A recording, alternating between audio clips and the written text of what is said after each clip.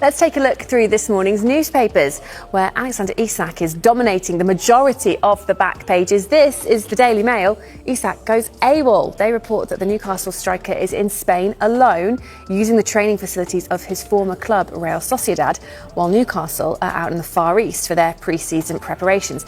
The paper say that Isak could face a club fine if he's left Tyneside without the knowledge of the club, and it comes as Newcastle insists he's not for sale, despite him being the prime target of Liverpool this summer. Alexander Isak is training alone in Spain with his future up in the air. The Newcastle striker told the club he wants time to consider his future with interest from Liverpool. Let's go live to St James's Park and our reporter Keith Downey. Good afternoon. Are Newcastle aware of this then, Keith?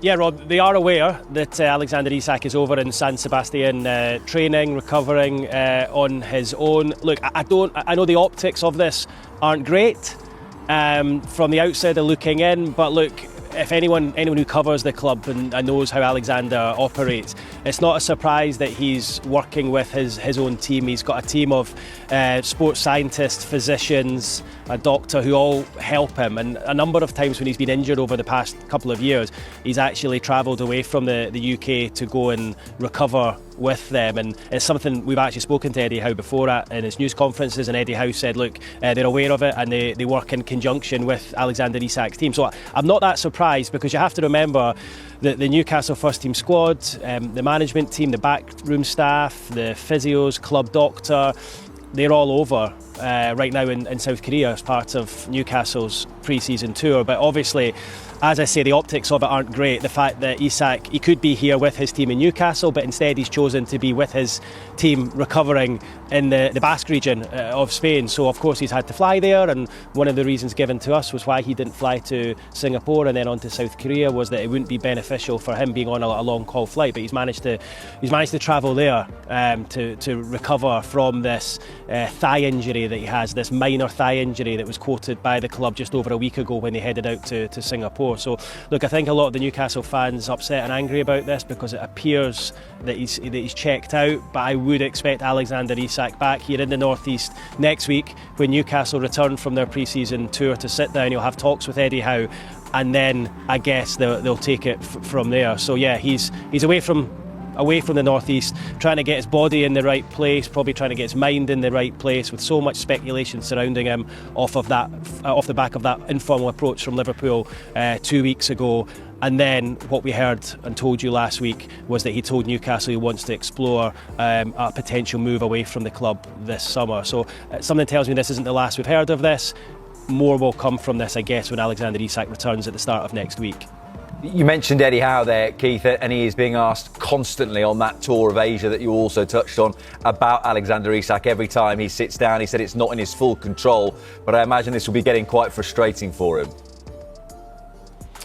Yeah, I think the amount of time, you're right, will be frustrating Eddie Howe. I think the logistics of it will be frustrating Eddie Howe. The fact he's across the other side of the world in Seoul, in South Korea right now, and very far away from Alexander Isak, who's in San Sebastian at Real Sociedad's training ground. And look, I think it's worth adding at this moment as well to say that he's not training with Real Sociedad. Sociedad are away from the training ground themselves on their own pre-season preparations, and the training ground is empty and he's just using their facilities. Remember, he formerly played for Real Sociedad for 3 years, and Newcastle signed him from them 3 years ago for £63 million. So look, I think Eddie Howe will be frustrated that he can't sit down and talk to Alexander Isak face to face. I think that was part of the frustration when they jetted out there over a week ago and he was left behind. There's a vacuum, there's a space, and there's time, but perhaps maybe that time will help matters. Maybe it'll give Isak a bit of time to reflect on things. And I do expect us to get a resolution one way or the other soon. I would be surprised if this one drags on right until the end of the transfer window due to the figures, the money that's involved, eye-watering sums of money. It's not the sort of transfer I would expect to go through in transfer deadline day. So I think everyone involved here at Newcastle will want some kind of resolution to this one way or the other fairly swiftly, and that's why I feel it's key at the start of next week when both Newcastle return from South Korea and Alexander Isak returns from Spain. But you can just looking at Eddie Howe and his body language, it looks as though he's got the weight of the world on his shoulders at the moment. And remember Eddie Howe was in hospital not so long ago with a problem of his own, so he probably needs to look after himself as much as anything else at the moment. You spoke there about eye-watering sums of money. Real Sociedad would stand to receive a little bit of that if Isak was to be sold. Yeah, well, the sums that are being quoted, I mean, my understanding is that Newcastle would not sell, well, they don't want to sell Alexander Isak. Of course they don't. He's one of the best strikers in the world. But if he was to go, it would take an offer of around £150 million, which, of course, is a Premier League record. So a huge sum of money. Remember, Newcastle paid, as I mentioned earlier, 58 plus 5, so £63 million package for Isak's services 3 years ago. Sociedad would stand to make 10% of anything over £60 million. So if Isak was to go for £150 million, they would stand to make 10% of that £90 million profit. So look, they've got an eye on the situation as well. He's clearly got a good relationship with the club, and that's why they've allowed him to use his training facilities over in San Sebastian. I guess everyone here at Newcastle United will just be hoping that he comes back in a better frame of mind and a better shape physically than he was when the club travelled out to Singapore on the first step of that pre-season tour just over a week ago. How realistic would it be if Newcastle did need to replace him, that Benjamin Sesko would be the player they could sign?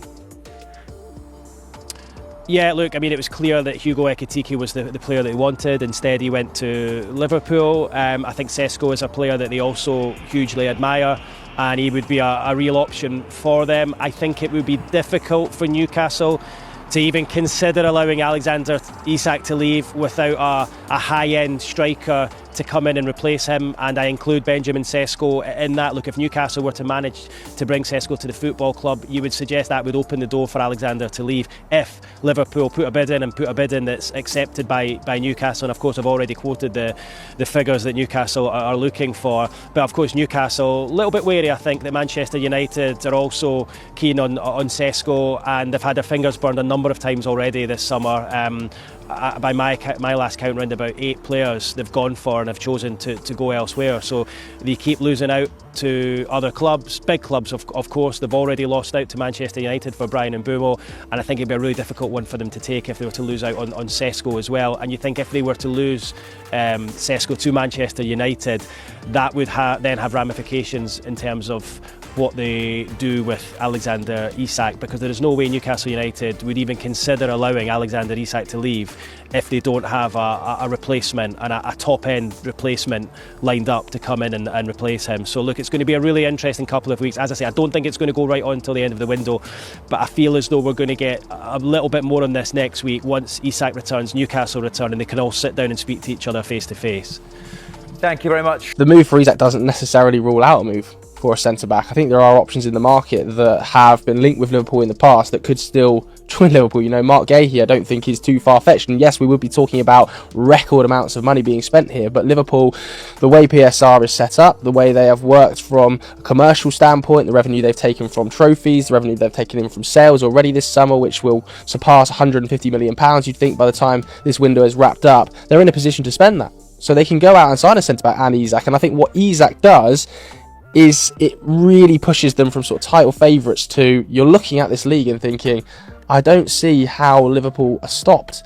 The amount of assets they would have in those forward areas, if Mo Salah is going for a little bit of a down spell, how do you then stop Isak scoring, Ekitike being able to function as a second striker, as a number 9, potentially also slightly wider if he has to, Florian Wirtz, you know, it's almost now, because of the Isak news is so big, we're forgetting that they've spent 120 million on Florian Wirtz. Like, is that just slipping away in people's minds? He's maybe the most exciting young talent in world football that was achievable this summer. I am terrified at the prospect of Liverpool, and I really think this Alexander Isak story feels like it has serious legs. I don't see any other options in the market for him, which I think is a big benefit for Liverpool, and it feels like he's pushed Newcastle into a position where they've got to make a decision on this.